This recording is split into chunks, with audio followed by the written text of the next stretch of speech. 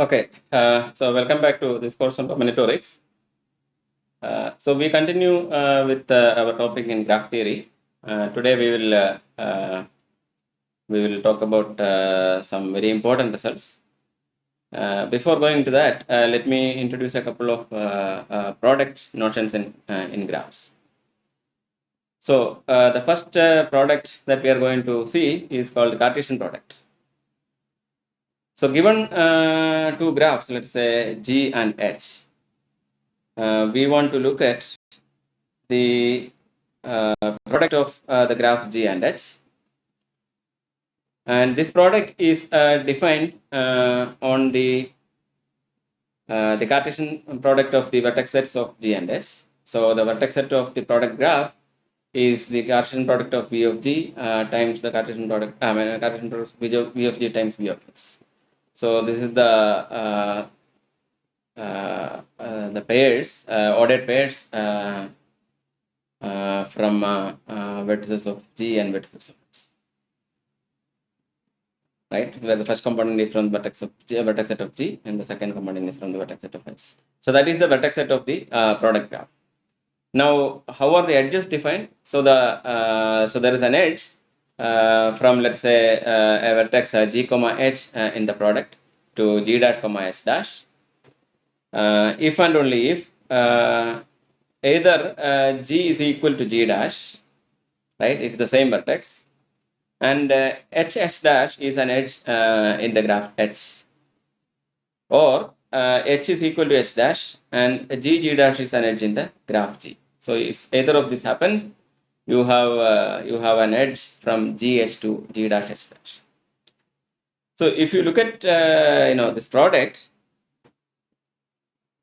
we will see that the if suppose your graph G is just one edge, and your graph H is also just one edge. So what happens if there is an edge in G and there is an edge in H? Okay. So what happens is that, so in the product graph, so this will be the corresponding points. Okay, so this is, let's say, 1, 2 and AB. Then you have 1A, 1B, 2A, 2B, right? So the edges are going to be like this, right? So basically, you will get all these 4 edges. So this is why it looks like a box, and the symbol for the product is basically a square, right? A box. So this is the symbol that we use, the box symbol. And that box tells you how to define the product, right? I mean, if you have, so whenever you have an edge in the graph G and an edge in the graph H, the corresponding endpoints, so in the product you can take, and then you know how to put the edges. So that will tell you how to do it for the entire graph, and that is the reason this symbol is used to represent the product. Okay, so the Cartesian product of G and H is defined this way. So here is an example of a graph on 3 vertex cycle G and a 4 vertex path H and a product graph. Okay. So if you look at the product, you can see how this is, right? So you have several copies of G, you can see, right? And you can also see several copies of H if you look at it like this, right? So these are basically copies of H.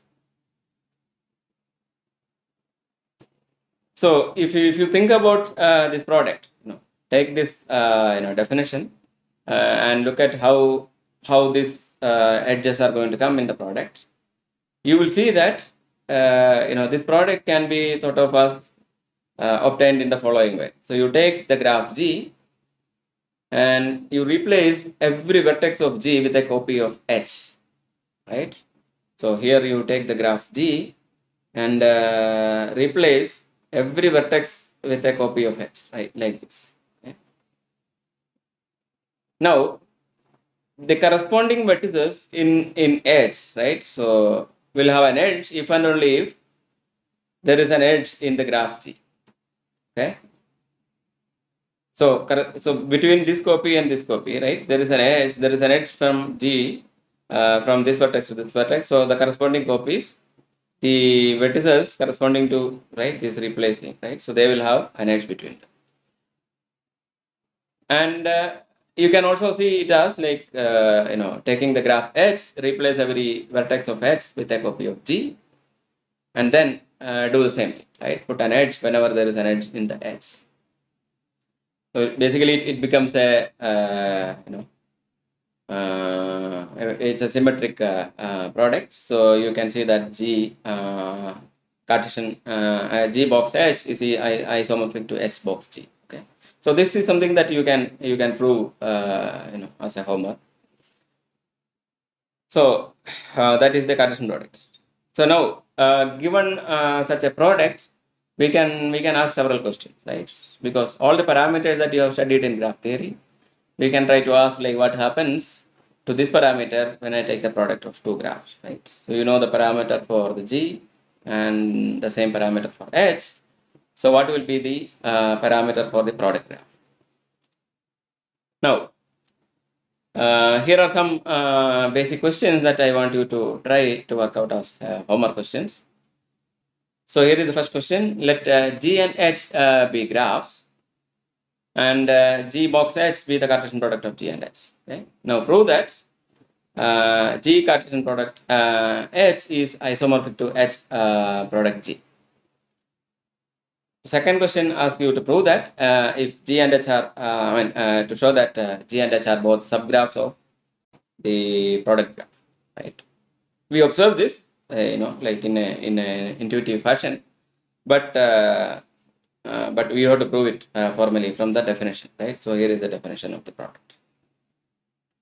And the third question is that suppose you are given this product graph.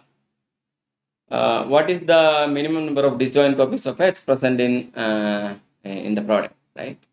Again, it should be clear from the picture like we gave, but you have to prove it formally. Then the fourth question is that the small delta of a graph is the minimum degree, right? As you remember, and capital delta is the maximum degree of the graph. Now you want to find these parameters for the product in terms of the parameters of the component graphs, right? So G and H are the components. So can you say these two parameters in terms of the delta of G, delta of H, and capital delta of G and capital delta of H.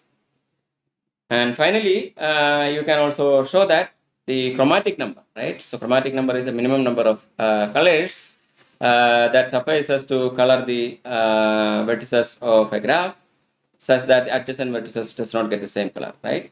So show that the chromatic number of the product graph is actually equal to the maximum of the chromatic number of the constituent graphs, right? So you take the chromatic number of G and chromatic number of H, what is the maximum? With that many colors, you can color the product graph also. So these are kind of the immediate questions that you can ask, and they are not very difficult to prove. So I would like you to work out this as your homework questions. So once you have the Cartesian product, we can also define a few more other products. So I will define one more product, which we call the direct product or tensor product. So given two graphs, let's say G and H, the direct product is again defined on the Cartesian product of the vertices, right? V of G cross V of H. And the adjacency is defined as follows. So if G1 H1 and G2 H2 are vertices in the product graph, then there is an edge from G1 H1 to G2 H2 if and only if both the edges G1 G2 is in G and H1 H2 is in H. Okay? So G1 G2 must be an edge in G and H1 H2 must be an edge in H. Then we have an edge between G1 H1 and G2 H2. Okay, so if you take the product of two edges, for example, as we looked at in the other case, you will see that so you have this edge here and the edge here. In the product, you have these cross edges. Okay, You don't have the other four edges that we had for the direct product, for the Cartesian products, but you have these two edges, the cross edges. And this you can see is very different from the previous product that we looked at. And the symbol that we use again denotes how the edges are defined, right? So if you have an edge here and edge here, what happens to the edge in the product is given by the symbol of the product itself. Now, here is an example of the product of a cycle and a path of length 3, right? So you will see the graph looks like this. Okay, so just look at the definition and see how these edges 0, 0 to 1, 1, 2, 0 to 1, 1, and 2, 0 to 0, 1, 0, 1 to 1, 2. All these edges are there. So one can feel that like you don't see directly the copies of the graph H and G here. Now you can ask whether they are present and in what cases they may be present or may not be present. Right? Such questions one can ask. So here are some questions for you. So if G cross H is the direct product, then first question is that is it necessary that G or H is a subgraph of the product graph? Okay. So if it is yes or no, you have to give a justification. Then the second part is to show that the product is basically right. Like if you take G cross H is isomorphic to H cross G, and also to prove that the product is connected if and only if both components are connected and one of the components is not bipartite. If both are bipartite, then the graph is not connected. Okay, so this is something that you should prove. Okay, and the fourth question is to show that the chromatic number of the product graph, right, is at most the minimum of the chromatic number of G and chromatic number of H. So in the earlier Cartesian product, we actually proved that the chromatic number of the product is actually the maximum of the chromatic numbers of the G and H. Here it is saying that it is at most minimum of the chromatic number of G and H. Okay. Now,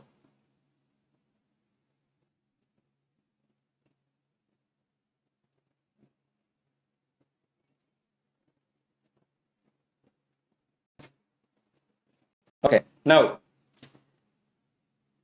so one of the reasons I introduced this product is this conjecture, which has been open for several decades before it was proved in the last year, 2019, by a very young Russian mathematician called Shitov.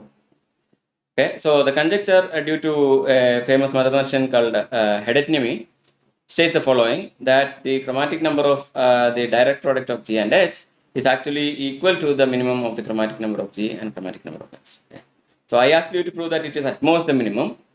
Now the question is that, is the minimum always required, right? So if the chromatic number of G and H are given, can you say that in the product you always need the minimum of these two? So Hedetnimi conjecture that is actually equal to the minimum, right? It cannot be strictly less, but it was disproved 2 years before, right? So this paper is a very short paper. Okay, actually, the content of the paper is just 1.5 pages, but it appeared in Annals of Mathematics because of its very high importance. And there have been several attempts to prove this, in this several 5-6 decades, and there were many progresses, right? And each of them tried to prove the conjecture true for certain classes of graphs, etc. And but it is false. Okay, the conjecture is in general it is false. It could be true for several subclasses, but you can find counterexamples to the conjecture. So this is a very interesting paper, very short paper, and very cryptically written, and I recommend interested students to take a look at this paper and try to read it and see how much you can follow. And the proofs is not really very difficult. It is just written in a very short manner. Okay. Now we go to a few more definitions. So given a graph G, okay, and two subsets of the vertex set, let's say A and B, are given, right? Now we talk about the paths that go from the vertices in A to vertices in B. Okay, so the paths from A to B are basically the paths which the starting point is in A and ending point is in the set B. Now, once you consider this A B paths, right? Suppose you can find a subset of vertices, right, or edges actually, right? So subset of vertices and edges, such that every AB path must pass through one of these vertices and edges, right? You can always find this by taking the looking at all the paths and then finding a set, a suitable set, so that every path from A to B must pass through one of these vertices or edges, right? Then such a set is called a separating set. Okay, so if X is a subset of V union E, such that every AB path contains some vertex or edge from X. Okay. Now, then we call X as a separating set for AB. Okay, so AB is separating. So why is it AB separating? Because if you remove X, right, then there is no path from A to B, right? That is the idea. So the idea of separating set is important because it basically talks about the so for example you are talking about, let's say the graph is going to represent connection between very important centers of let's say military intelligence, right, and then or military stations, right, and the edges basically represent the connections or communication channels between these centers. And then a separating set is basically the nodes or the paths or bridges, whatever, like connections, roads, that can be critical in the sense that once you are able to if an enemy is able to destroy this, then the communication or contact between these centers will be lost, right? So therefore, and this can come in many situations, not just in in military planning, but it can be in communication networks, it can be in real life, networks or many other situations. But each of them basically has this abstraction that you can basically find a subset whose removal disconnects the communication between these two sets. Now, when you want to make your network very robust, you want to make sure that there is no very small such sets, right? So you have to ask about such questions. So the notion of separating set is very important. Now, so here is an example in the graph given here. That you have the set A, right? So A is the set of vertices under this the circle, and here is another circle B of vertices. Then the blue vertices and blue edges form a separating set, right? So if you just look at the blue edges and blue vertices, right? If you just remove these edges and these two vertices, then there is no connection between A and B, right? That is immediately clear, right? So therefore, this is a separating set for A and B. Now, a related notion is of internally disjoint paths. We will see why. So let G be a graph, and let's say U and V are vertices of the graph. G. Right? Now, a set of UV paths, okay, so set of paths starting from U and ending in V, let us say P1 to Pk, are said to be internally vertex disjoint, or I will usually say internally disjoint, or IVD sometimes. If we have the property that for any two paths Pa and Pj, where I not equal to j, the intersection does not contain any vertex other than U and V. Okay, so only the starting vertex and the ending vertex can be common. Everything else is different for any two paths, right? So then they are called internally vertex disjoint, right? For any pair of paths, you should have this property that Pa intersection Pj contains only U and V. Then we say this set of paths are internally vertex disjoint. So for example, in this graph here, right? So look at the paths U to 3, right? 3 to 4 and 4 to V, right? So this is one path. Then, you cannot take, for example, these vertices, right? To be part of your, another path if it is going to be disjoint. So for example, I can take U to 1, 1 to 5 and 5 to V, right? So these two paths are internally vertex disjoint because U and V are the only vertices here, right? On the other hand, if you take, for example, let's say U to 2, 2 to 4 and 4 to V, this path is a different path from U to 3, 3 to 4 and 4 to V, but they are not internally vertex disjoint because the vertex 4 is common to both. So if you look at this graph, you can find several other pairs like P1, P4, right? So P1 is this path U3, 4V, P2 is U3, 5V, P3 is U2, 4V, P4 is U1, 5V, and P5 is U2V, right? So if you look at these paths, then P1, P4 is internally vertex disjoint, P2, P3 is internally disjoint, and P1, P4, P5 is also internally disjoint. Because if I take P1, P4, P4, P5, or P1, P5, they all have disjoint vertex set except for U and V. So they are all internally vertex disjoint paths, right? Okay. Now, here comes one of the most important theorems that we are going to learn in graph theory here, which is called Menger's theorem. Okay? So, at the end of this lecture, you will see that this theorem is equivalent to many important theorems in combinatorics. In fact, at least 7 of them we will list today, right? And each of the 7 theorems are basically equivalent to each other, right? So basically, if you prove one of them, from that, assuming that, you can prove the others easily, right? That's the idea. Okay? So they are kind of equivalent results. And this is very important theorem. This is called Menger's theorem of connectivity. Okay.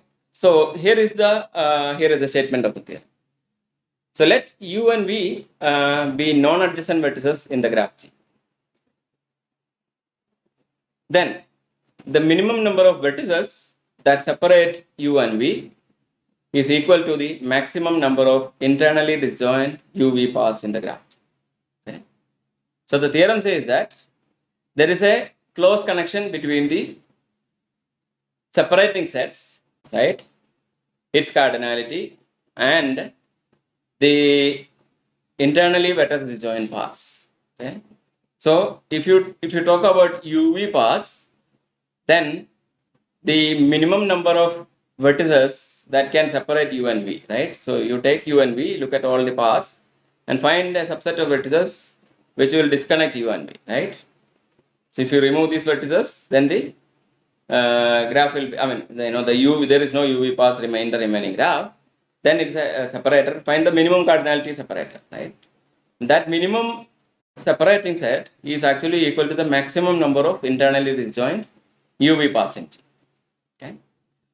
And one direction you should be able to see very clearly, right? Because if every path is going to use the separating set vertices, right? Then it can use at most, right? At most one I mean, you just use at least one vertex from the separating set to go from U to V. So you definitely cannot have more than these many disjoint paths, right? Internally disjoint paths. That is clear, right? Because every path contains one of these vertices, and so therefore each path have at least one. Of course, you can have more, maybe, right? But then you cannot have more than the minimum separating set, that many disjoint paths. So that is clear. But what is not immediately clear is that why there should always be that many internally disjoint UV paths. Okay. So this is what we are going to prove today. Okay, and the proof is also very interesting, so you should pay attention to it. Okay, so there could be there are several proofs. We are going to give a specific proof by induction on the number of edges. So let the graph contain m edges. Okay, so G is the graph; it has m edges, and if m is equal to 0, then this holds trivially, right? Because there is no edge, so there is no UV paths. We are non-adjacent vertices. There is no UV paths, and m is also 0, so there is no separating set is also empty set, right? The empty set separates because there is no paths. So therefore, the result is trivially true. So therefore, now we can assume. So this is the base case. So we can assume, the result holds for graphs with size strictly less than m, where m is at least 1. Right?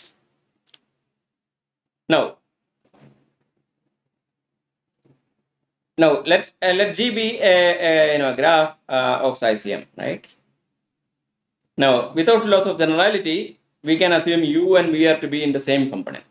Why is this? Because if U and V are in different components, then there is no UV paths, and you don't need any vertex to separate U and V because they are already separated, right? So that is empty set again, and therefore we can assume that U and V belong to the same component.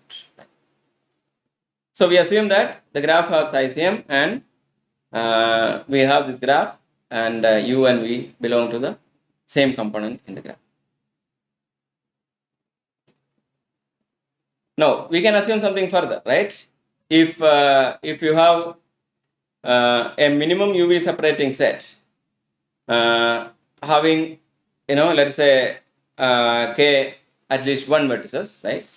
Because 0 is already done, right? Then definitely G has at most k internally disjoint UV paths, as this is we mentioned before, right? Because every path must use at least one of the vertices, so it cannot have more than k IVD paths, right? So what remains to prove is to show that we can actually find k such paths, right? Now, if k is equal to 1, again the result is immediate, because if k is equal to 1, what it says is that the graph has a cut vertex, right? I mean, there is a cut vertex between U and V, right? U and V can be separated by a single vertex, means that there is a cut vertex that separates U and V. Now, if there is a cut vertex between U and V, then every path must go through that vertex, right? So since every path must go through that vertex, you cannot have more than one disjoint path. But because the U and V are connected, there is at least one path. So therefore we get one path, and that is the maximum that we can have, right? So therefore that also holds, right? So k is equal to 1 is also immediate. So without loss of generality, we assume that k is at least 2, right? Because we have done it. So we will assume that k is at least 2 for the remaining part of the proof. Okay.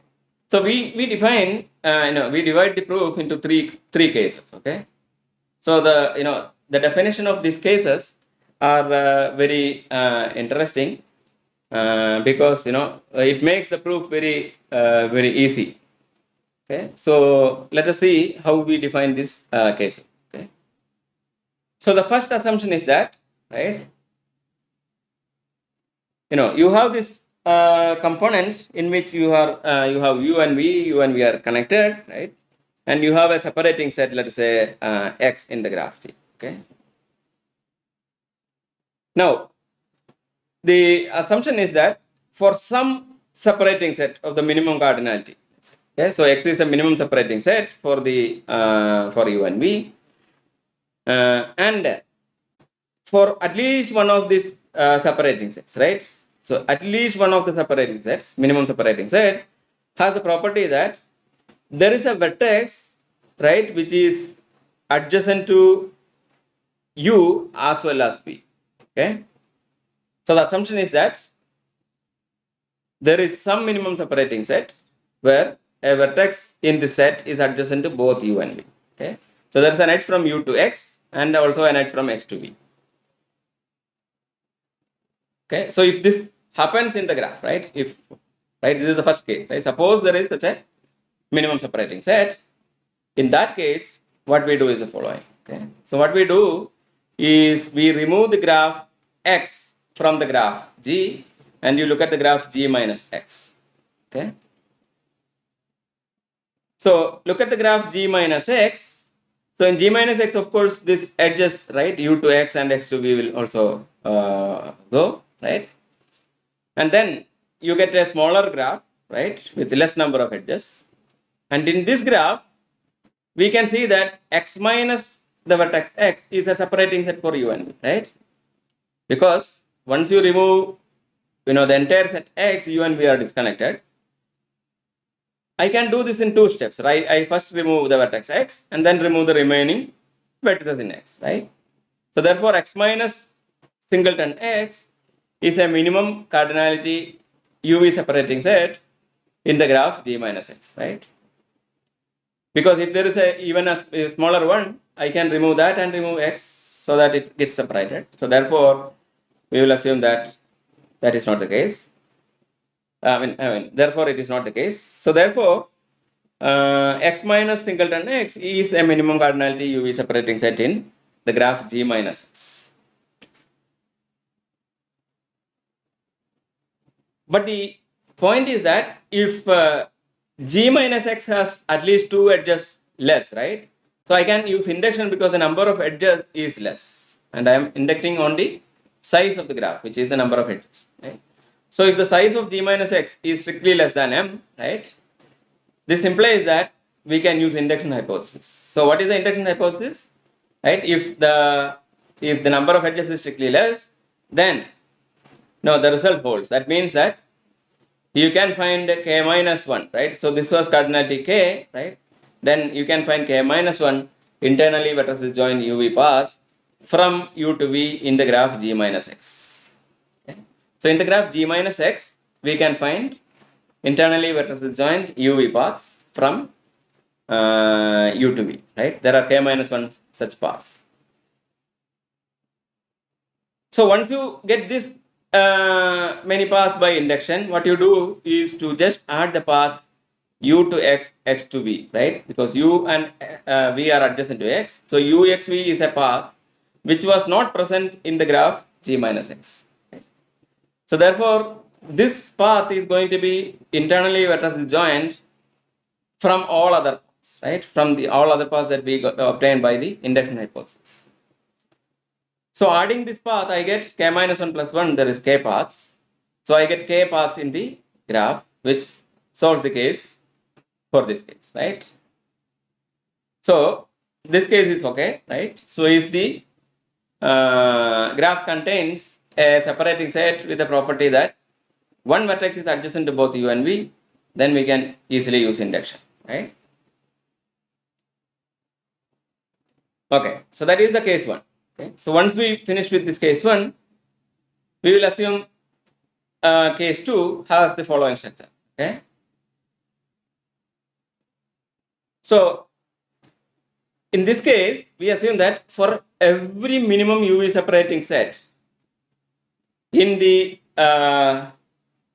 graph G, okay, for every minimum UV separating set in the graph G, either every vertex in the set S, let's say the separating set S, is adjacent to U and not to V. Okay, because if there is one which is adjacent to both U and V, then we are in the previous case, right? So we will assume that every minimum UV separating set has a property that, right, all its vertices are either adjacent to U, right? But none of the vertices are adjacent to V, or all the vertices are adjacent to V and none of them are adjacent to U, right? So every separating set, minimum separating set has this property, right? This is the second case, right? Maybe this doesn't happen, but we will assume that suppose this happens. If one of these cases happens.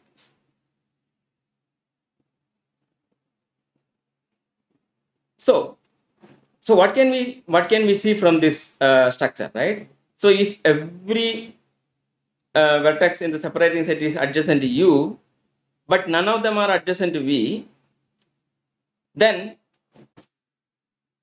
the UV path of course goes through the vertex at S, right? So every UV path goes to a vertex in S. Then from there it has to take some path to V, right? But since there is no direct edge, there is at least one vertex in between when I go from S to V, right? So S to V, we should contain at least one vertex. So which means that the length of the shortest UV path, right, from U to V, let's say, right, must contain at least three edges, right? Because U to S I should need one edge. S to V I need at least two edges, right?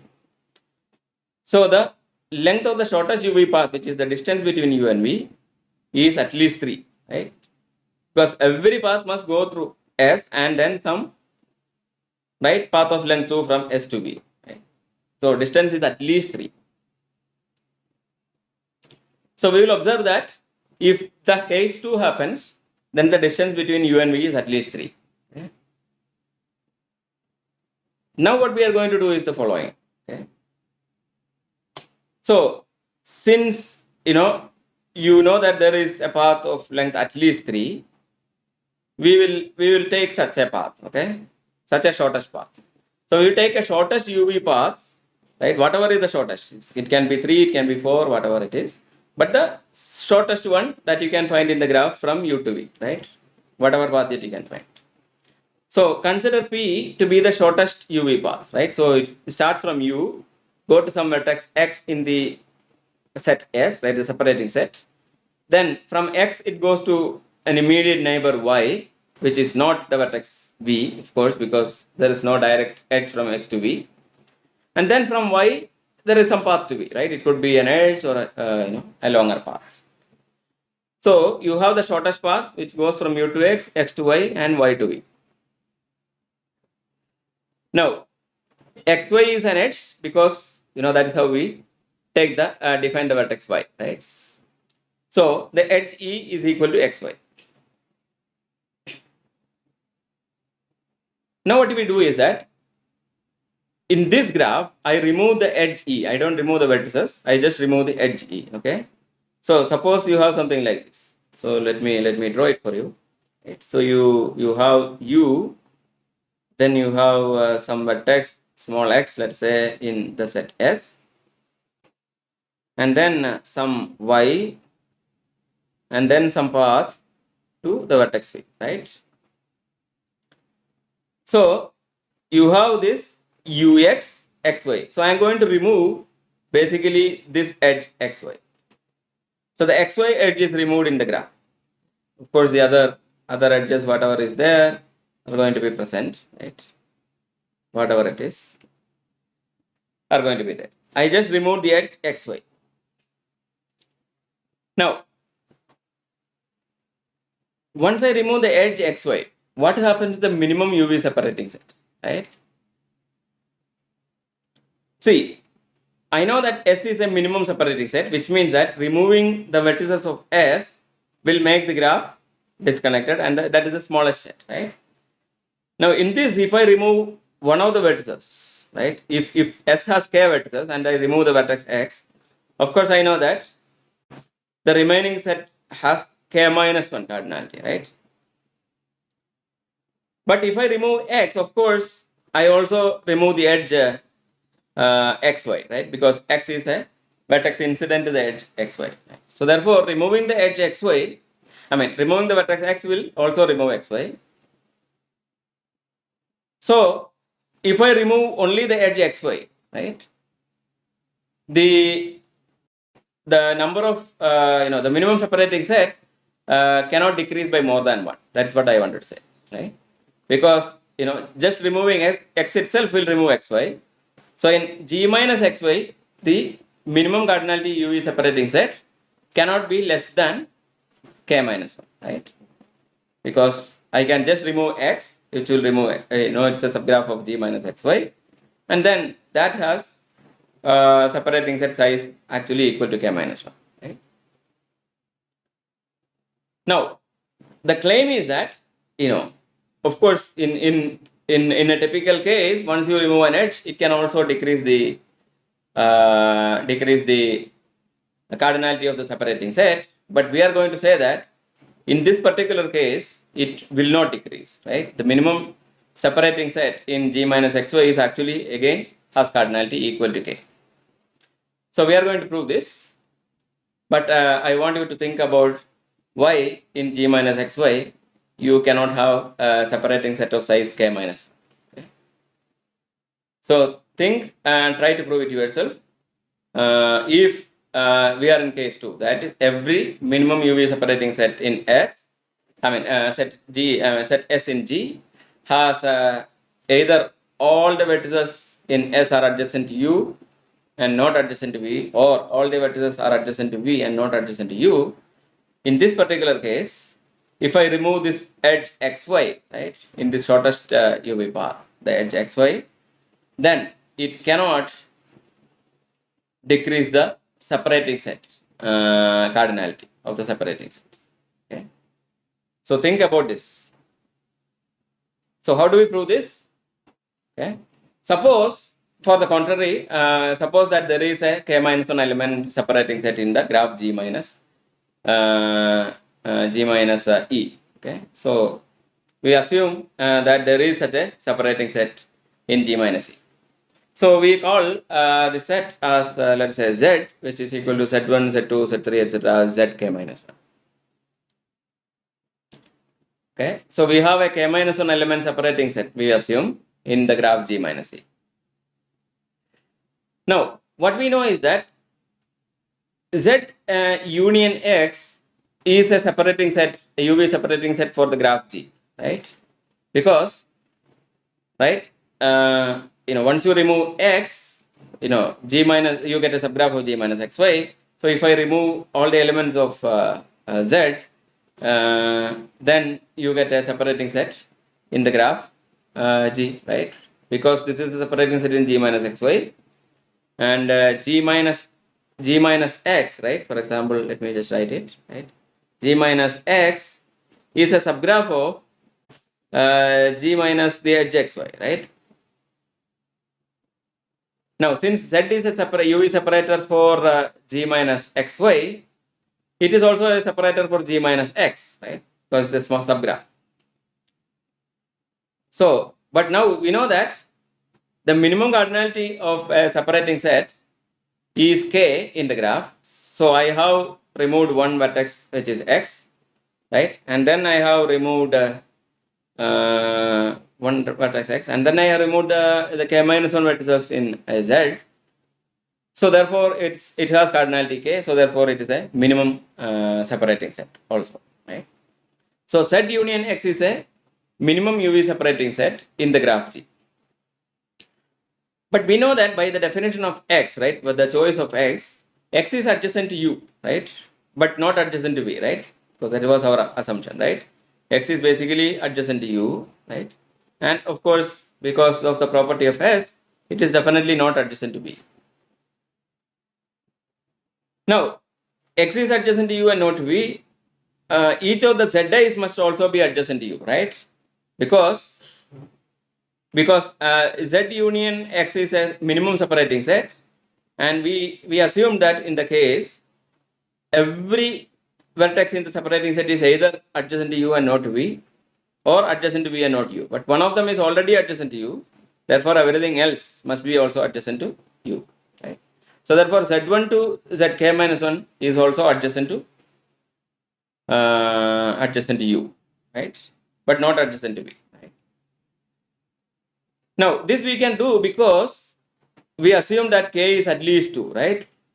Because k is at least 2, right? K is, we assume that k is at least 2, right? Because when k is at least 2, we don't fall to the induction trap, right?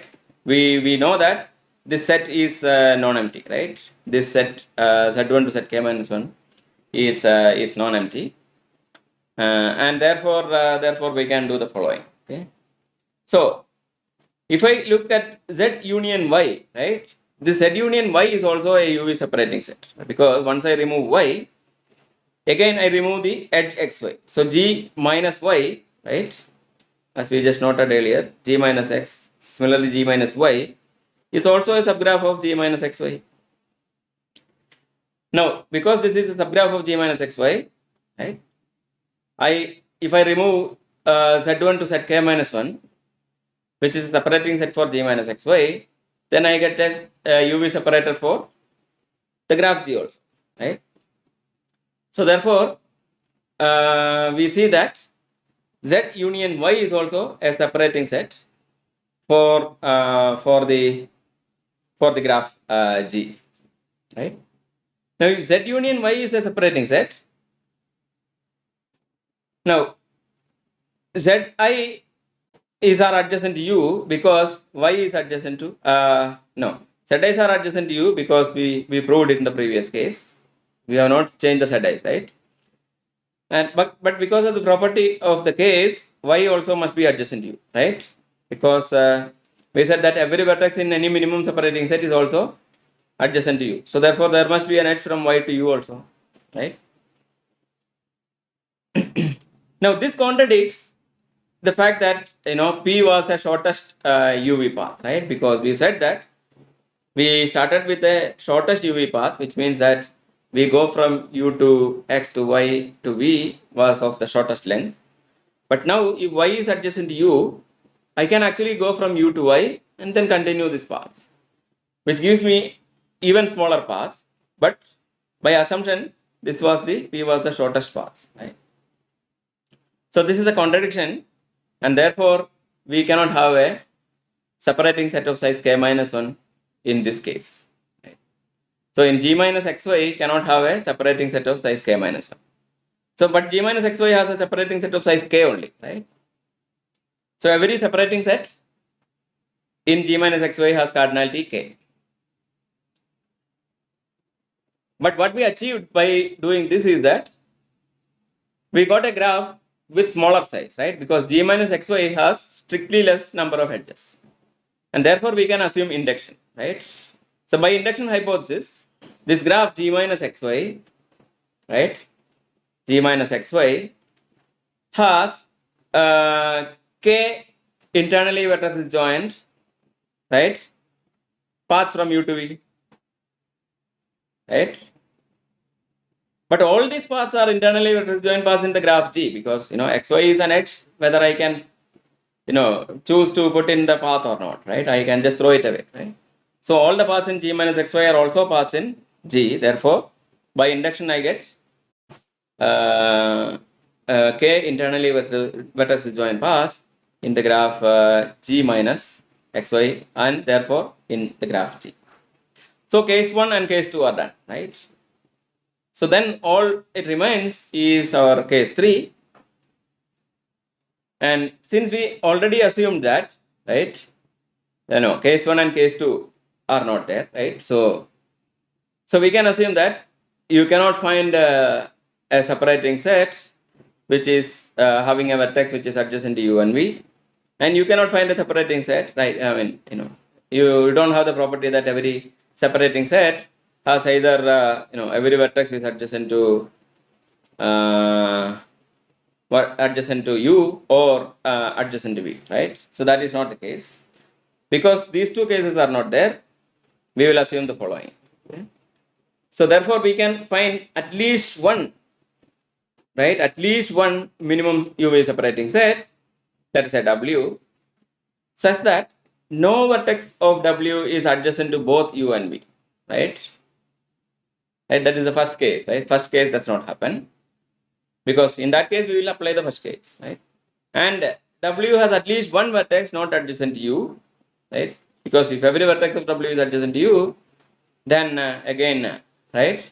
Right. So it will fall into the first case. If every separating set has this property, but because at least one separating set does not have that property, we can say that there is some W where at least one vertex not adjacent to U, and at least one vertex which is not adjacent to V, right?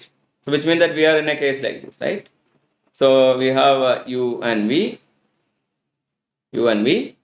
and W is a minimum UV separating set, and at least one vertex in W, right, is not adjacent to U, and at least one vertex in W is not adjacent to V, right? Now, so we are in the third case 3, right? Now suppose this is the case, right? So suppose if this is the case, let us list our separating matrices. Let's say W1 to Wk, right? Now W1 to Wk are our separating vertices, right? So these are the separating vertices. What I am going to do is the following, okay? So since W is separating set, every path from U to V must cross W, right? I cannot go from U to V without using some vertex of W, right? So I am going to define a subgraph by starting from the vertex U,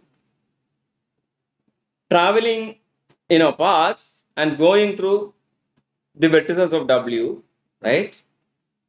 And the first time I hit a vertex in W in a path, I just stop and mark that path, right? Add that path.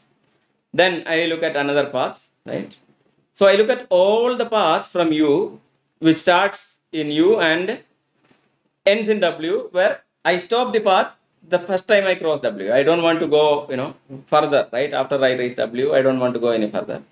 So every path which starts from U and reaches W for the first time, right? All such paths I take. So this forms a subgraph of the graph G, right?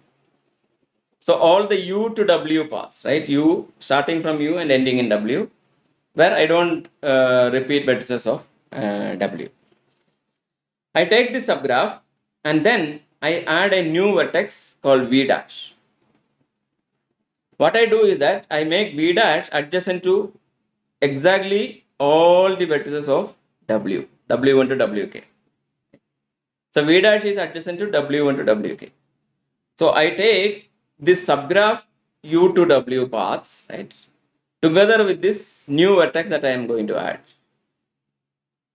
That I call the graph GU. Okay, GU is not a subgraph of graph, but it is a graph obtained by adding V dash to the subgraph of G, right, by the following. Similarly, I look at all the paths starting from W's, right, W1, W2, etc., and going to V, right, without repeating the vertices of W. Okay, so all the paths starting from here and going to V, right, or I can just look at the paths from V to W without repeating W vertices. So collect all such WV paths, and that subgraph together with the new vertex U dash, okay, U dash which is adjacent to all the vertices of W, W1 to Wk. This defines the new graph GV. So I have the graph GU and I have the graph GV. Now the interesting property of GU, right, is that the number of edges in GU is strictly less than the number of edges in G, right? Because we assume that there is at least one vertex from some vertex, the path from some vertex to V. So therefore, this, right, because this vertex, this vertex is not adjacent to V, you need to take at least two edges to go here, right? So if, in this graph, I have added exactly k edges from V dash to W, but here I have at least k plus 1 edges, right? Because V to every W there is a connection, and at least one is not a direct edge. So therefore, I need at least k plus 1. So the number of edges in this graph is strictly less than the number of edges in this graph. But of course, W is a UV separating set, right? Minimum UV separating set, because we did not remove anything in this part.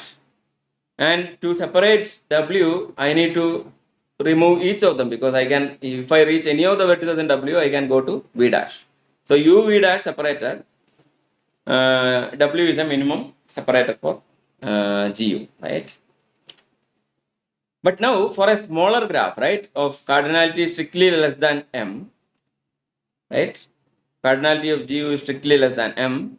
I can use induction, right? Using induction, I can find K internally vertex disjoint U V dash paths in the graph GU. Similarly, I can find K internally vertex disjoint U dash V paths in the graph GV, right? So I have K U dash V paths which are internally vertex disjoint, and I have K U V dash paths which are also internally vertex disjoint. Now it is just a matter of observing, right, that if there are such paths, those paths must use precisely one vertex of W each, because there are K such vertices, right, in this graph, right, one vertex of W. So these edges must be precisely the edges used to define this K path, because there are only K edges here, and each of them has to be used exactly once. So therefore, what we get is K IVD path, right? So there is a path from W1, so W1 to V, right? W2 to V, right? W K to V, right? So these paths are in GV, right? Similarly, I have a U to W1 paths, right? U to WK paths, right?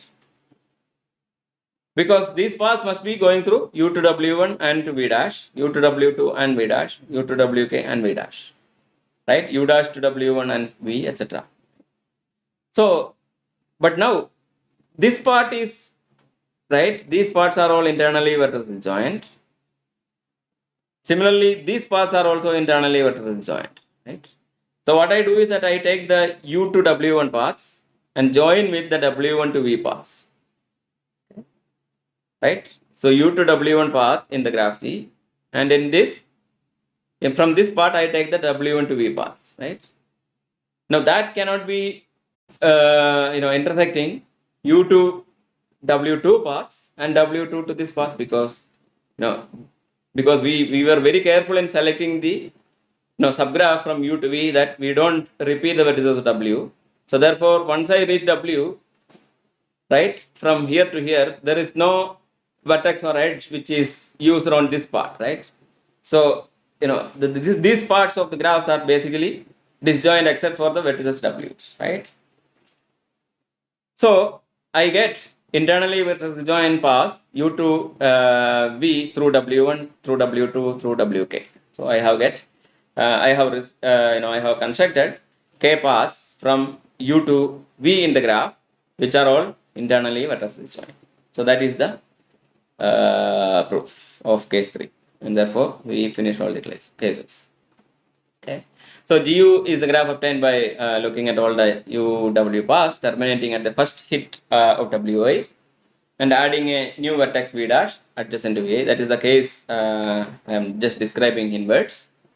Similarly, GV is obtained by all WIV paths using at most one vertex of WI and adding U dash adjacent to each of the WIs, right? And since sizes of these graphs GU and GV, there is no dash, I think, right? GU and GV are strictly less than M, right? Yeah, strictly less than M. Using induction hypothesis, we have K internally vertex disjoint U V dash paths in GU and K internally vertex disjoint U dash V paths in GV. By the construction of these graphs GU and GV, right? Each such path in GU is a WI paths and WI V dash path.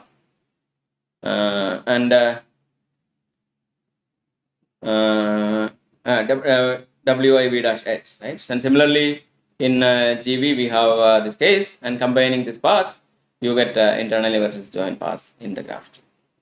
So that is Menger's theorem. So what we have proved is that if U and V are non-adjacent vertices in the graph G, then the minimum number of vertices that can separate U and V, right, is equal to the maximum number of internally disjoint U to V paths in the graph G. Okay, this is a very, very important theorem, and we will use it now to prove some other results. Okay, some other important theorems, and one of them is this theorem in combinatorics called Hall's Mariage theorem. So, what does Hall's Mariage theorem say?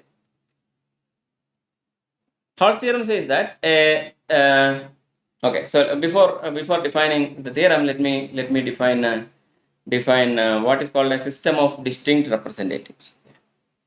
So it is like this. So the idea of Hall was that, like, suppose you have, let us say, a set of men and women, right? I mean women, and let's say that women have preferences for men. Okay? So like each each lady is now asked to give a list of men she is willing to marry, right? And then you what you do is that you try to see whether you can find a matching which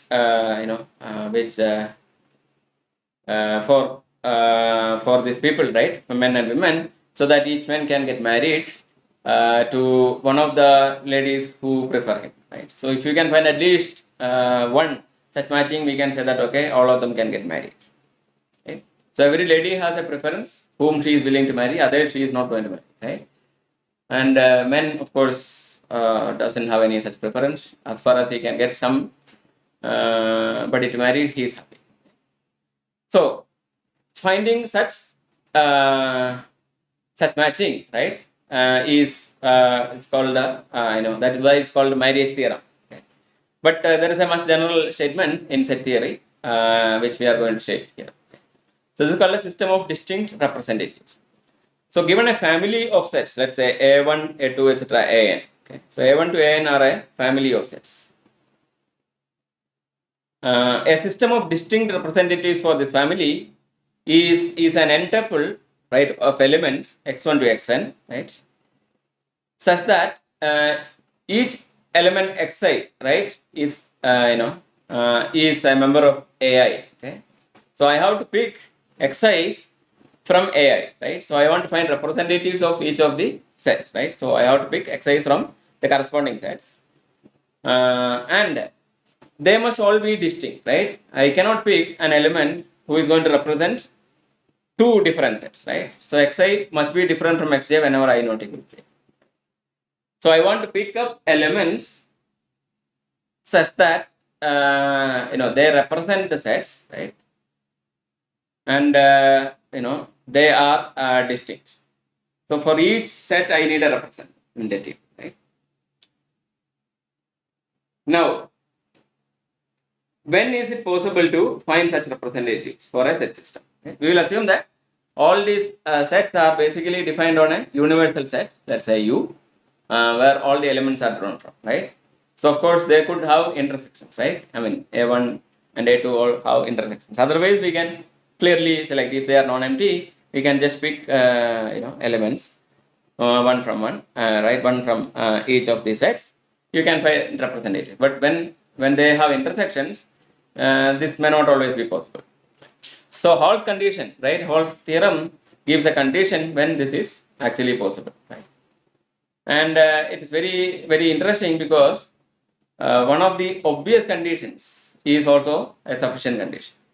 The necessary condition is obvious necessary condition is also a sufficient condition.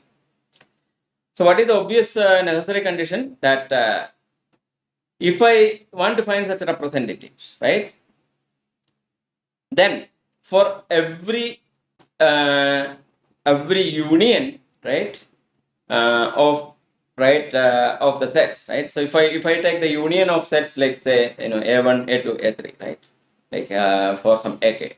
If I take the union of the sets a1 to ak for some k, right, or some subset of the sets, right, take the union. If the union has less, right, so union of k sets has less than k elements in common. That can happen, right? For example, each set has, let's say, 2 elements, so or something like that. And then they have many intersections, right? Like 1 and 2 are used here, 2 and 3 are used there, 3 and 4 are used there, 1 and 4 are used here, right? 2 and 4 are used somewhere else, right? In different sets.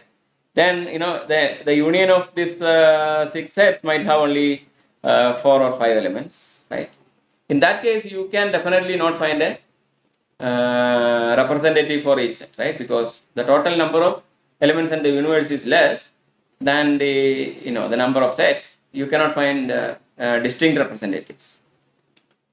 So, so the necessary condition that is obvious is that for every indexing set J, right, J subset of 1 to n, union or all J in J, right, for any J subset of 1 to n, right, Aj, right, the union Aj, the cardinality of this union must be at least the number of sets that we are considering, which is cardinality of J, right. So, if this is not true, we cannot find a representative, right, even for some arbitrary subset, right, if this is true, right, for some subset that we are choosing, right, this fails, then we cannot find a representative. So therefore, this must be true for every possible subset J of 1 to n. Right? If a1 to an are the sets that we are considering, then for every subset J of 1 to n, we should have the union Aj over elements in J must have cardinality at least the number of elements in J. Right? So this is the obvious necessary condition. But Hall's theorem says that if this property is true for every subset, right, then we can find a system of representatives for finite set systems. So if the set system is finite, right, that we are looking at only finite sets, then we can do this. If we are looking at infinite sets, it need not be true.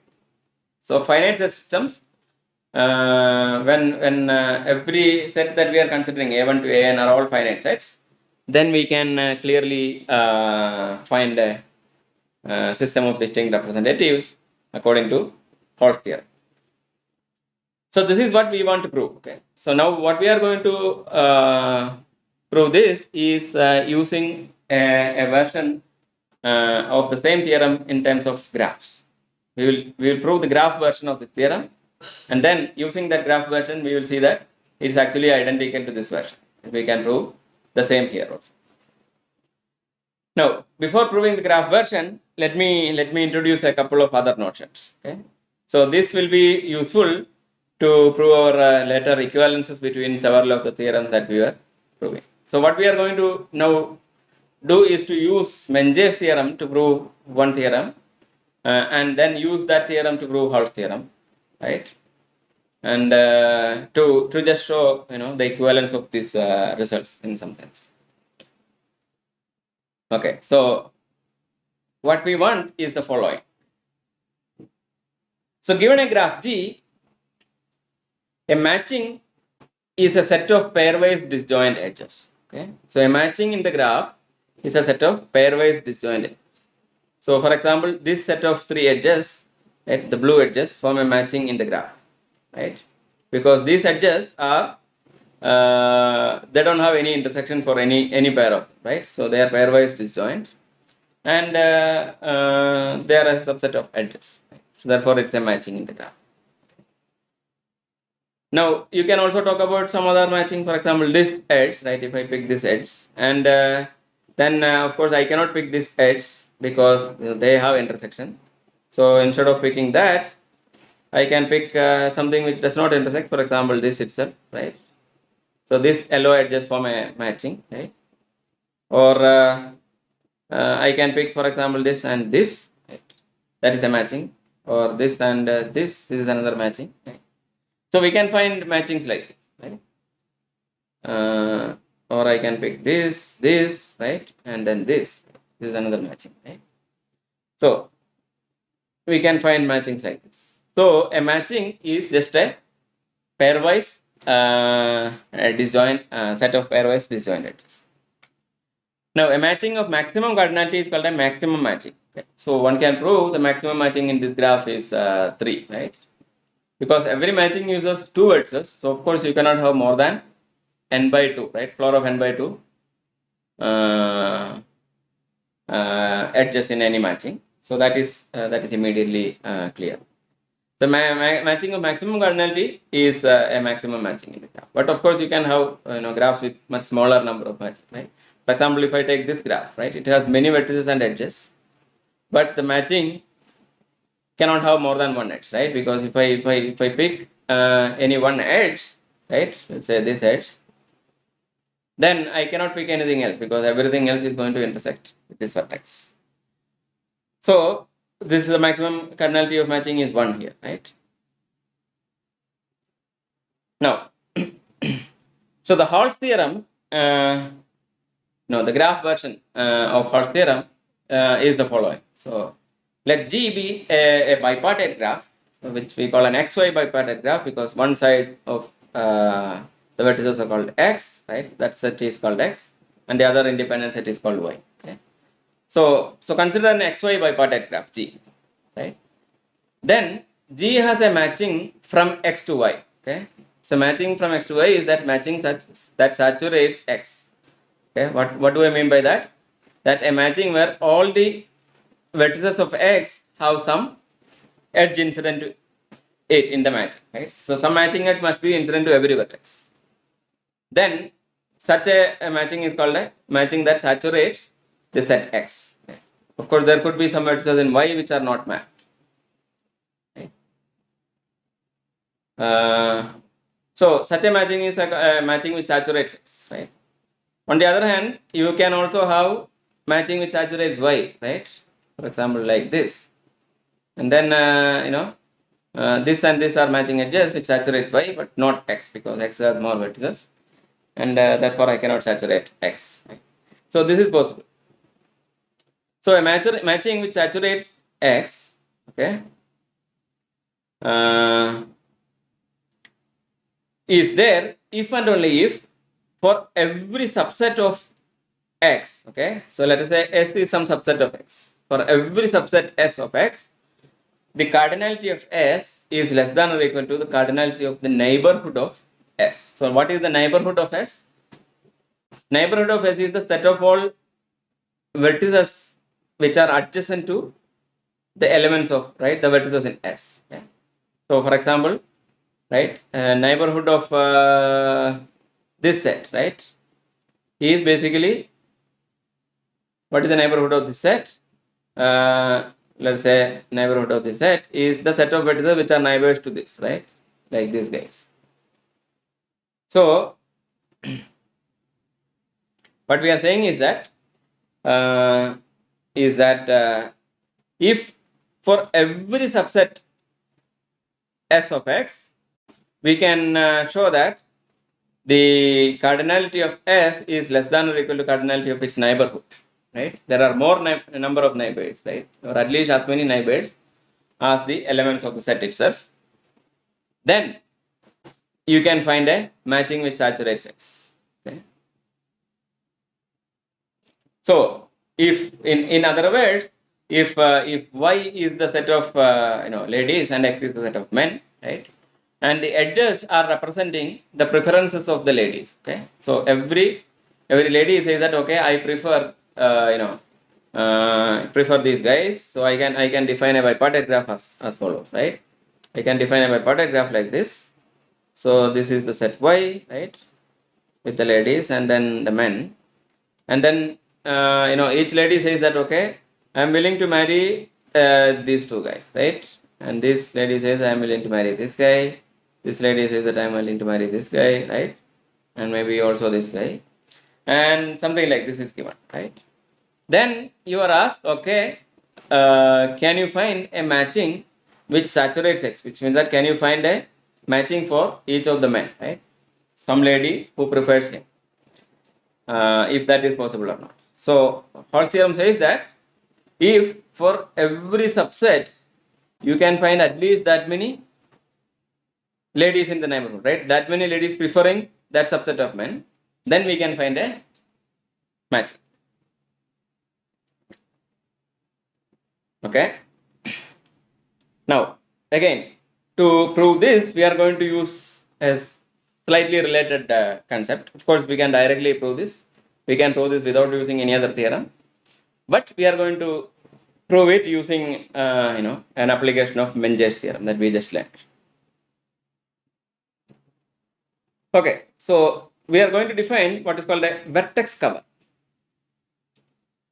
Okay, so maybe you should stop and think about the previous definition because we have defined many things today. Just think for a few minutes and then come back to this. Okay. So a vertex cover is a subset of vertices, right? A subset of V such that every edge, right, in the graph is incident to some vertex of S. So it's actually a vertex cover of the edges. Okay? So vertex cover is basically you cover all the edges of the graph by the vertices, which means that if you remove this subset of vertices, then all the edges in the graph must be destroyed. So you will get an empty graph. Right? You will get vertices maybe, right? Other vertices will be there, but there won't be any edge. So every edge must be incident to one of these vertices. So such a subset is called a vertex cover. Okay. So here is a graph and its vertex cover. So what is this? So this is our graph G, and we have this cover, right? So this vertex, right? This vertex, this vertex, this vertex, and this vertex. They cover all the edges because if I take any edge, look at any of the blue, right? Edges, all the edges are blue, is incident to at least one of these vertices, right? Right, this is incident to both edges, that is okay. This is incident to both edges, okay. But it is every edge is incident to at least one of these. So then it's such a subset of vertices is called a cover, right? Vertex cover. Here is another example. There is a bipartite graph, right? And of course, one side, one of the independent sets in the bipartition is going to give you a cover because every edge must be going from this side to that side, right? So we can easily find a cover in this case, but it need not be always possible to find the smallest cover easily like this, but you can always find a cover immediately like this, right? You just pick one such subset of vertices. Now such subsets of vertices are called vertex covers. Now our question is that can you relate between the covers, right, of a bipartite graph and the matchings, right? So can you find a relation between the coverings and matchings? Okay. So can you think of some relation between the coverings and matchings? Okay. So think about this. So the theorem by a mathematician called Koenig says the following, right? The maximum size of a matching in the graph, in a bipartite graph, of course, is equal to the minimum cardinality of a vertex cover. Okay. So the maximum size of a matching in a bipartite graph is actually equal to the minimum cardinality of a vertex cover. So the selection of vertices which will cover all the edges, right, in a bipartite graph will give you the cardinality of the largest matching that you can find. Now you can see how this relates, right, with the cover and matching, and how it relates to Hall's theorem somehow, right? So the maximum size of a matching in a bipartite graph is equal to the minimum cardinality of vertex cover.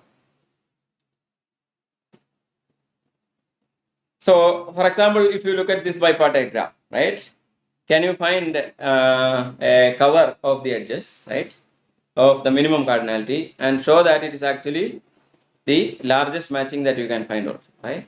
For example, I say that this one and this one, right? This one and this one, right? This defines a cover of all the edges because all the edges are incident to these four vertices. So therefore, you will not be able to find a matching of size larger than this. Okay. Now, similarly, you can always find a matching of this size. So that is why it's an interesting. For example, I can just pick this guy, right? Then this one, right? This one and this one. This is a matching of size 4, but you will not be able to find a larger matching. Okay. Now, one direction you can immediately see, and we have to prove the other direction also. Okay. So Koenig's theorem we are going to prove using Menger's theorem. So how are you going to prove? Of course, you can prove Koenig's theorem without using Menger's theorem, but let us try to apply Menger's theorem to prove that the maximum size of matching is actually equal to the minimum cardinality of vertex. So how do you connect the Menger's theorem to this? Okay, so that is the question. So you think about this for a minute, right? Then we will prove it. So to prove Koenig's theorem, I'm going to introduce two new vertices. Okay, so I'm going to introduce a vertex here, call it U, which is adjacent to all the vertices of the set on this side, which is called X. Okay. Then I'm going to make another vertex which I call V, and this V is adjacent to all the vertices of Y. Okay. So I make a new graph from the bipartite graph, right, by adding these new vertices U and V. Now U and V are not adjacent in the graph. Then what the Menger's theorem says is that the minimum cardinality separating set from U to V, right? Minimum cardinality separating set from U to V is precisely the number of vertex disjoint U to V paths in this graph. Okay. Now, suppose you can find a separating set from U to V, right? Suppose you find a separating set, UV separating set, right? All the paths from U to V must be destroyed by deleting these vertices. Okay. Suppose you find such a separating set. Now, this UV separating set must delete all the edges, right? All the edges of this blue graph, right?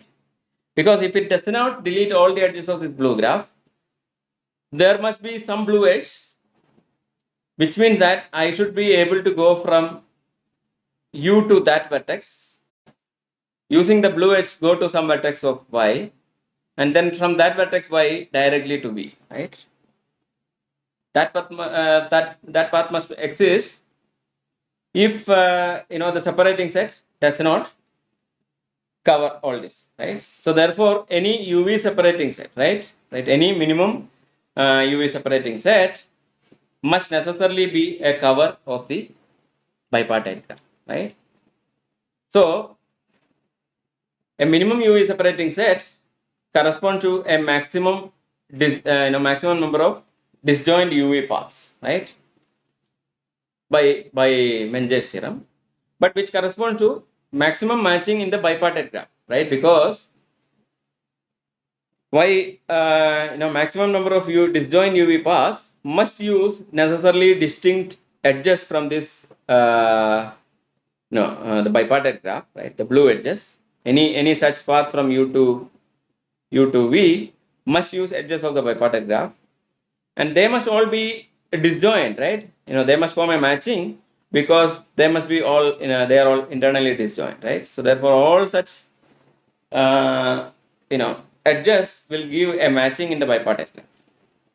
Right? These paths will define the matching, and that is a maximum cardinality matching, right? Because if there is one more edge, which is there is a matching edge which was not covered, that will give a new path, right? Because this vertex and this vertex, these edges are present because we did not use any of these vertices, right?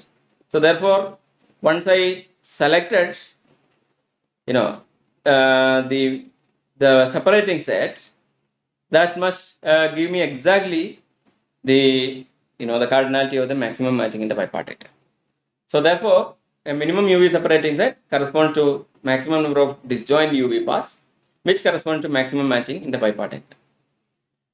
But the minimum separating set also corresponds to minimum cardinality vertex cover, because if all the edges are not covered, there will be some remaining edge, right? Blue edge. That blue edge is going to create one more path, right? So therefore, that edge is not covered.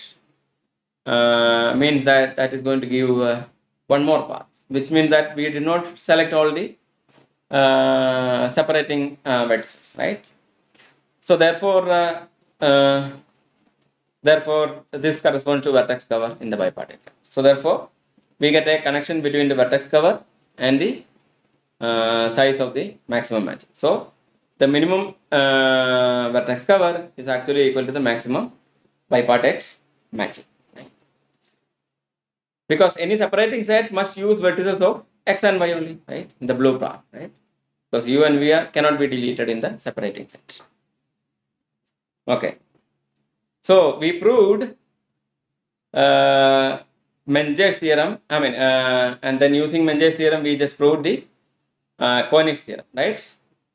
Now, Koenig's theorem gives a connection between the minimum vertex covers and the maximum matches. Now, using the Koenig theorem, we will prove Hall's theorem, right?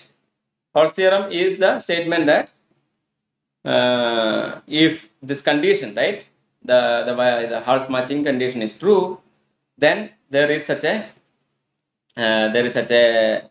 matching which saturates one of the sides. So we are going to prove that. We are going to now prove Hall's theorem by using Koenig's theorem. So how are we going to do that? So suppose that the neighborhood of a set S is has more, at least that many elements as in S for every subset of X. Okay, so XY bipartite graph we are considering, and we are saying that for this XY bipartite graph, every subset of X has at least that many neighbors in Y, right? Okay. Now let us start with a vertex cover of the graph G. We call it C. Okay, so C is a vertex cover of the graph G. Now let me define Cx, subscript X as the intersection X, right? The vertices in the cover which appear on the side X, right? And there are some vertices which appear on the side Y also, right? So Cy is the set Cy, C intersection Y, and Cx is the set C intersection X. Now cardinality of C, right, the cardinality of the cover is basically the cardinality of the vertices in X plus the cardinality of vertices in Y, right? The cover vertices in X plus the cover vertices in Y. Now this is, right, is at least, of course, the cover vertices in X plus the cardinality of the neighbors of X minus C of X, right? Because if you look at X minus C of X, X minus C of X, right? So X minus C of X is a subset of vertices, right, in X. Now the edges, right? These guys has, let's say that it has some neighbors in Y, right? So X minus C of X has some neighbors in Y. Now all these neighbors must be covered by, so because the edges going from this X minus C of X to Y must all be covered by some vertices, right? Which means that those vertices, right, which go from this, right, these neighbors must be picked up by the vertices in Cy, right? Because vertices in Cx cannot pick up the edges which are incident to these elements, right? Because the vertices in Cx are only, the edges from this are only going to y. So the edges which are starting from this vertex will not be picked up by this vertices, right? So therefore, Cy must be at least, right, all the elements in the neighborhood of x minus Cx. They must be covered by Cy. Now, but by Hall's condition, the neighborhood of x minus Cx, the cardinality is greater than or equal to the cardinality of x minus Ex, right? Because every subset, x minus Ex is a subset of x. Its neighborhood has strictly larger cardinality. So therefore, this is, I mean, not strictly, it has at least that many cardinality, right? So this is greater than or equal to cardinality of Cx plus cardinality of x minus Cx. But what is cardinality of Cx plus cardinality of x minus Cx? That is cardinality of x itself. So what we proved is, in fact, cardinality of C is greater than or equal to cardinality of X, right? Which means that the uh, the covering, right, has at least these many vertices in the graph, right? Now, from this, Hall's theorem follows, right? Right, because if the covering has, these many vertices, then like we started with a any arbitrary cover, right? So therefore, in particular, it could have been a minimum cover, right? So if I started with a minimum matrix cover has at least this many vertices. But what we proved earlier, that by Koenig's theorem, the cardinality of minimum matrix cover is actually the cardinality of the maximum matching. Now in the bipartite graph, if a maximum matching has these many edges, they must use all the vertices of x, right? Because every edge must go from x to y. And every matching is an independent edge. So therefore, it must use all the vertices of x. So that proves the graph version of Hall's theorem, right? That there is a bipartite matching which saturates the side x if for every subset of x, its neighborhood has at least as many elements as in the subset. So we applied Menger's theorem to prove Koenig's theorem for the matching in bipartite graphs, right, which relates the vertex cover and matchings. And then we use the Koenig's theorem to prove Hall's theorem, because Hall's theorem's condition gives a direct way to look at the vertex cover, and that translates to bipartite matching in the Koenig's theorem, right? So therefore, we get a bipartite matching theorem of Hall's using our Menger's theorem. Of course, you can take it as an exercise to prove Hall's theorem without using either of these theorems, or using directly Menger's theorem, right? All this can be done.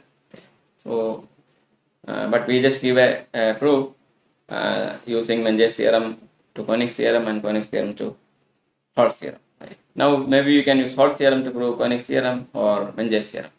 These can be good exercises to work out.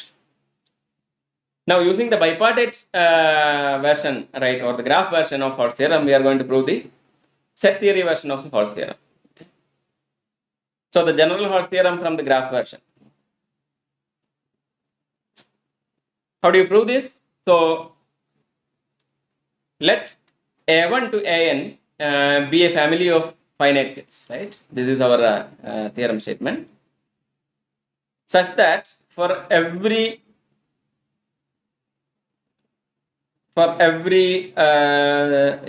sub collection of these families, their union has at least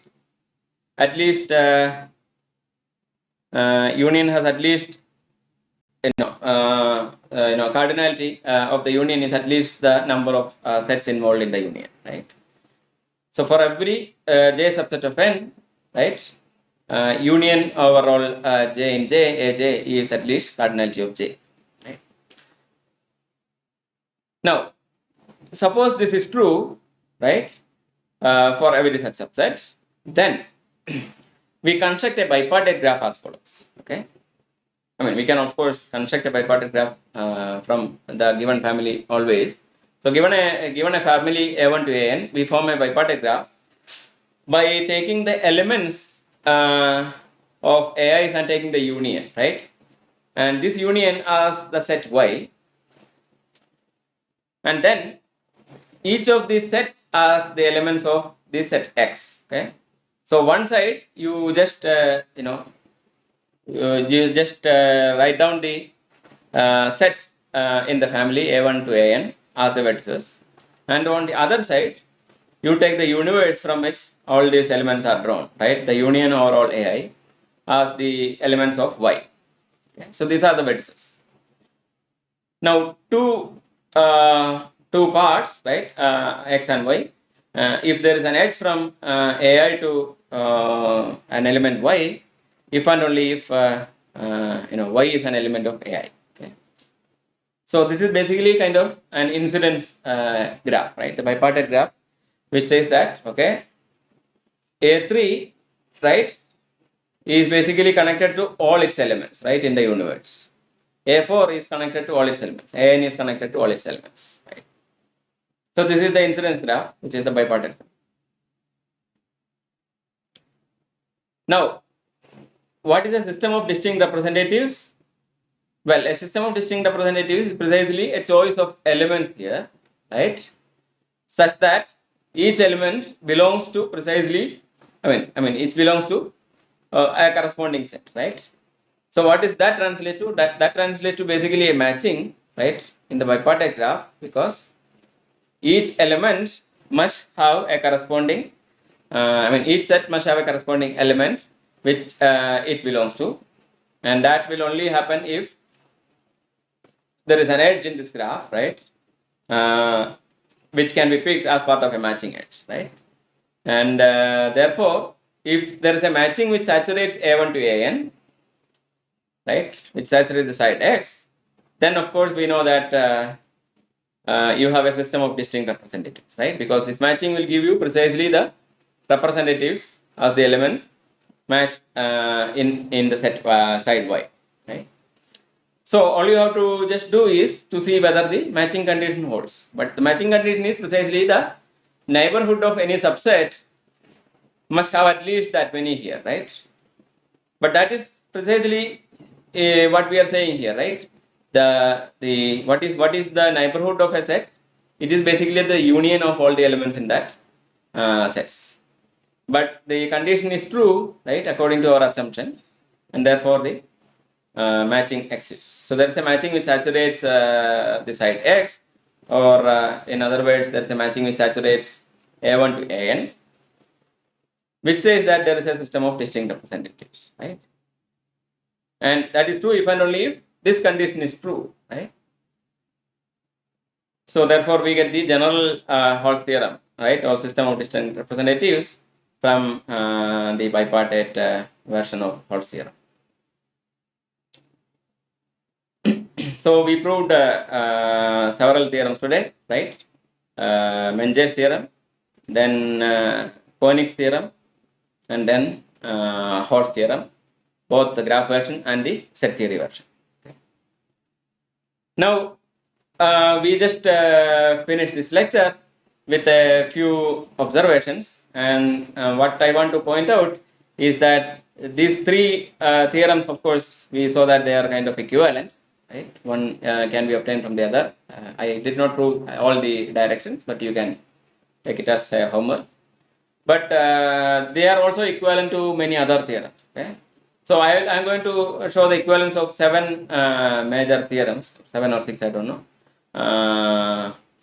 in combinatorics, which are all equivalent to Menger's theorem, for example. Right? So one of them is Menger's theorem, right? So Menger's theorem gives a relation between the cuts and connectivity, right? The separating sets and the number of disjoint paths, right? Then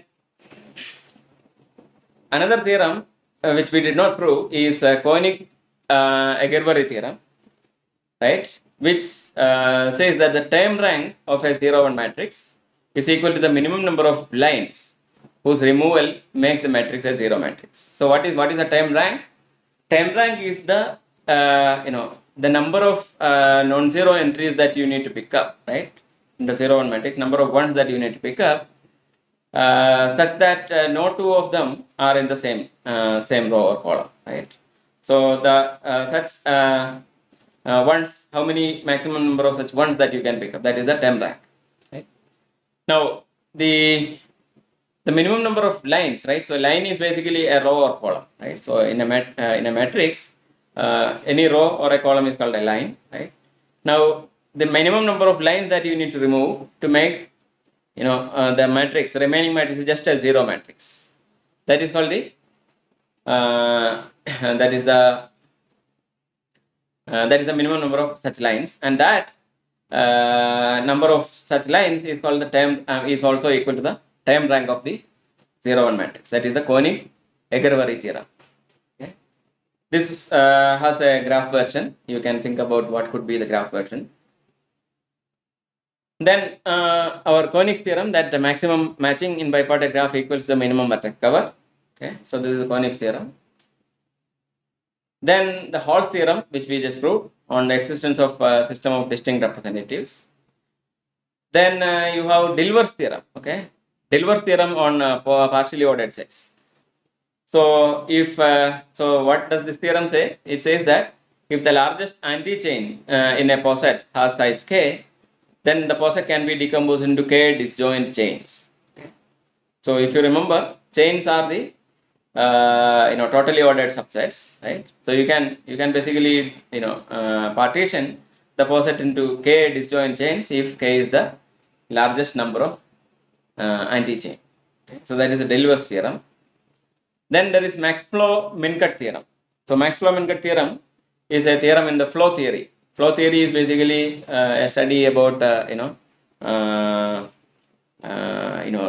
movements of transportation of networks. You have directed graphs where you have capacities for each of the paths, right? Each path can take at most some some amount of information, data, or load, right? So it could be like network, data network, or it could be transportation network, communication network, etc., where you have specific directions and bandwidths, right, which are the capacities. Then of course the flow is basically the movement of information or data or objects, which cannot be more than the capacity, right?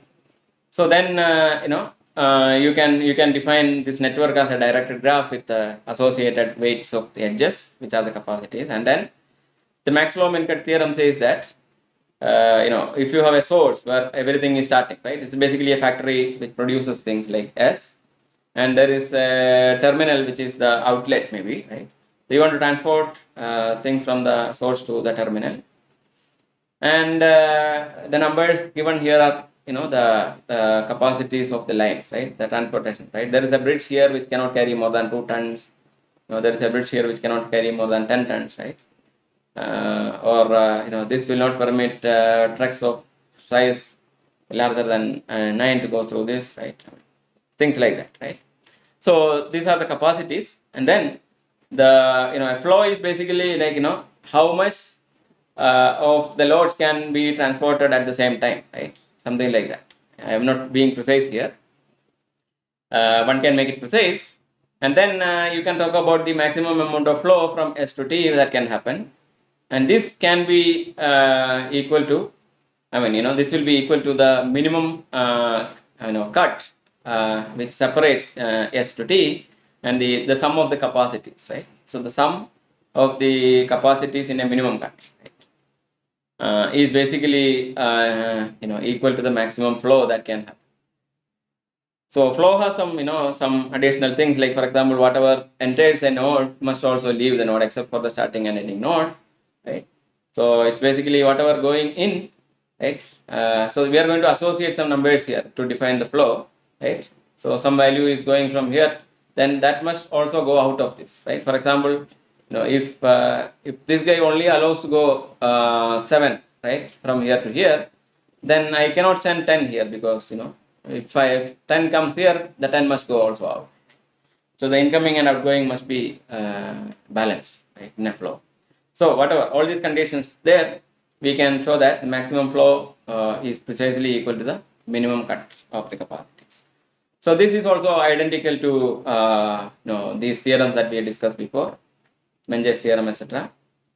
And then there is also another interesting theorem, which is the Birkhoff-von-Neumann theorem, which says that any doubly stochastic matrix can be written as a convex combination of permutation matrices. Okay. So doubly stochastic means that the sum of the rows, and so it has non-negative real values, and the sum of the rows and columns are all 1. So then it's doubly stochastic. Okay, so this matrix can be written as a convex combination of permutation matrices. So all these theorems are kind of equivalent. So this is what we wanted to say for today. Okay, so I will end the lecture, and we will stop the graph theory lectures for the time being, and we will look at other topics like probabilistic method and maybe species of combinatorial structures in the coming classes. Okay, so we will see you in the next class.